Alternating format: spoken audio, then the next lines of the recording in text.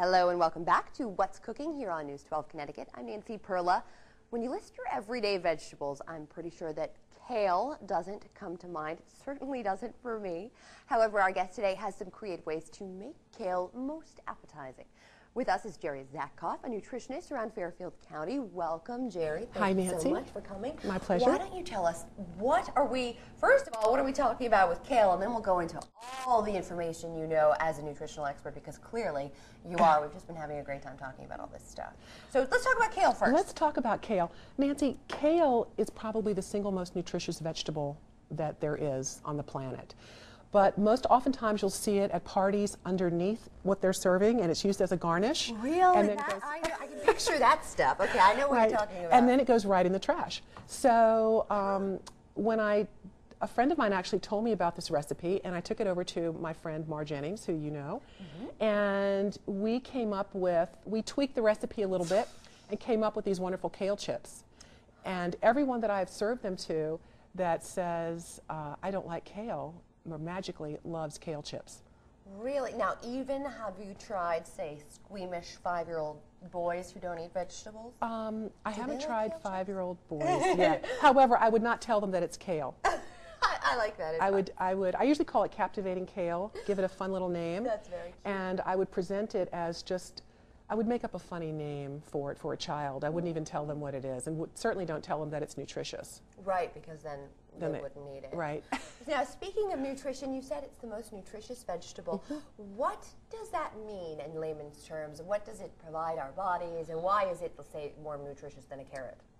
Kale is part of the brassica family, and you probably heard the term cruciferous vegetables. So that would be kale, cabbage, broccoli, Brussels sprouts.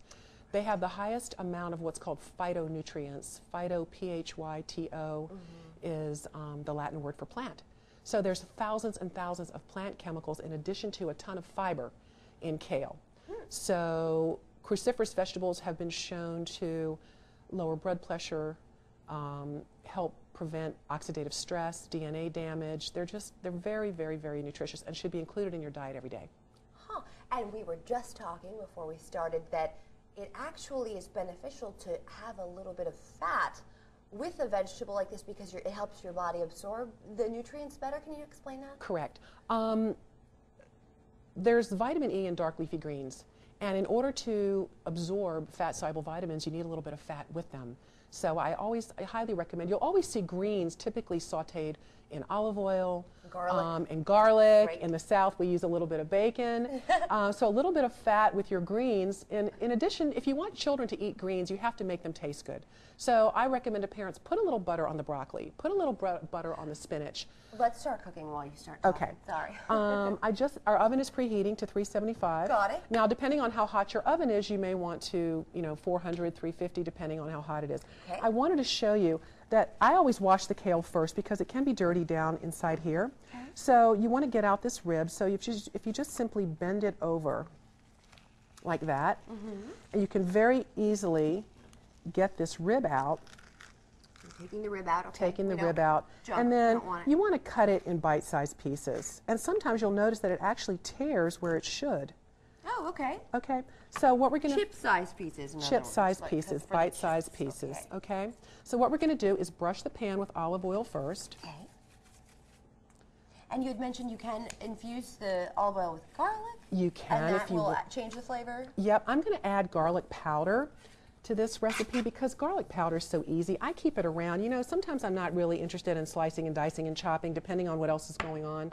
And I'm a little, I might be just not into it that day. So for those of you who are not into cooking and don't feel like taking the time to infuse the garlic, you certainly can use garlic powder. It works really well. I think that's so helpful also for, say, your mom, you're cooking for your kids, you're in a hurry. It's, I think that's very helpful advice. Garlic powder. Just make it taste good is the most important thing, particularly with vegetables and greens, because it's such an important part of our everyday diet, and people don't eat enough. So what you want to make sure that on your cookie sheet or your baking sheet that you don't crowd the kale. I might take out a piece or two. Okay. Okay. And we have to unfortunately move our cooking process along. Okay. We have to go to a break shortly, but I guess, brief summary of what we're doing before we. What we're going to do, I'm going to spray it with olive oil from my pump, or you can certainly use a brush. Okay. I'm going to sprinkle a little kosher salt on them. I'm going to sprinkle a little garlic powder and a little cumin. Okay. And pop them in the oven. And with that, we're going to go to break, but stay tuned with more What's Cooking in just a moment.